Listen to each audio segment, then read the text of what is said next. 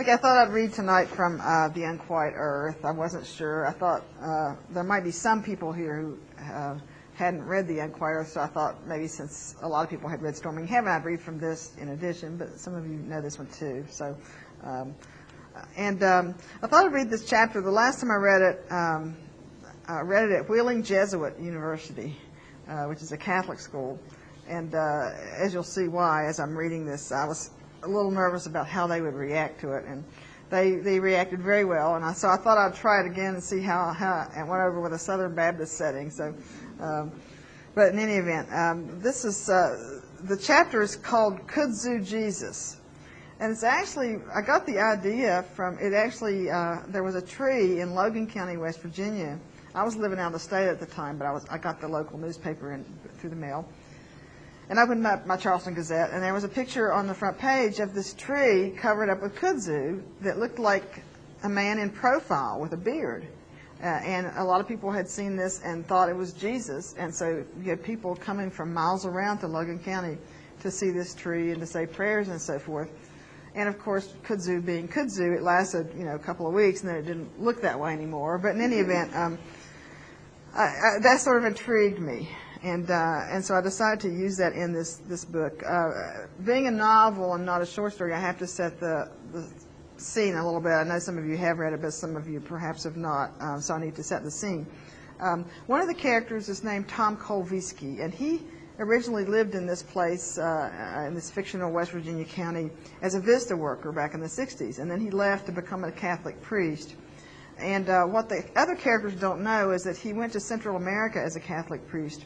And back in the 80s, Central America for Catholic priests and nuns was a pretty dangerous place. And those of you who are old enough to remember that know that a number of nuns, for example, were murdered, including some Americans. So they don't know. People don't know in the book that Tom has been at one point he was kidnapped and tortured, and he's come back to America, to West Virginia, and is scared to go back to Honduras. And so he's trying to think of reasons not to go back. So he decides he's going to talk his bishop into letting him start a Catholic church in this little coal camp. And so even though he really doesn't think it would work, but he's kind of hiding in a sense. So he comes back to this coal camp where he'd been a VISTA worker. Well, that's part of this scene.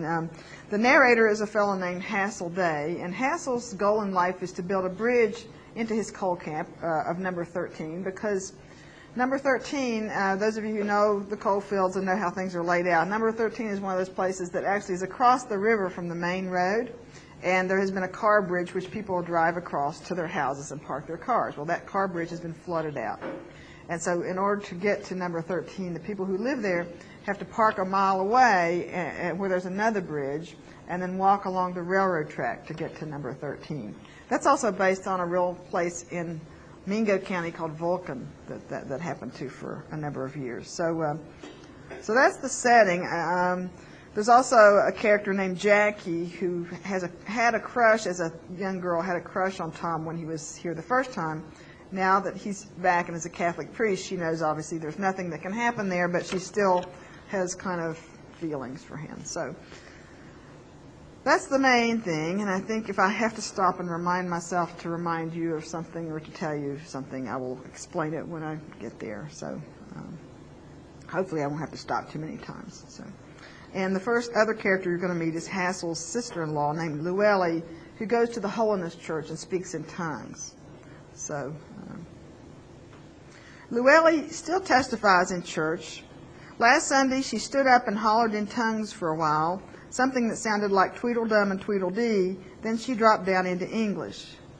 "They will be a miracle," she said. "They will be a miracle right on Blackberry Creek and Lloyd's Fork." Preacher said, "What kind of miracle, sister?" Llewellyn just shook her head. "I ain't been give to know that, but hit will be soon." Dolray Lloyd pastors at the Church of God Prophecy up near Annandale, and he's hauling for the strip mines during the week.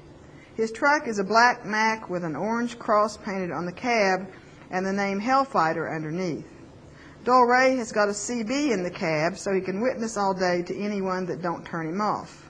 I guess CBs, they don't have those anymore, do they? Those of you who are too young to remember CBs. This is what we had instead of cell phones back in the 80s. CB. So Adore has a CB in the cab. He's making good money, and he takes it for a sign that God has blessed him, because that's what they say on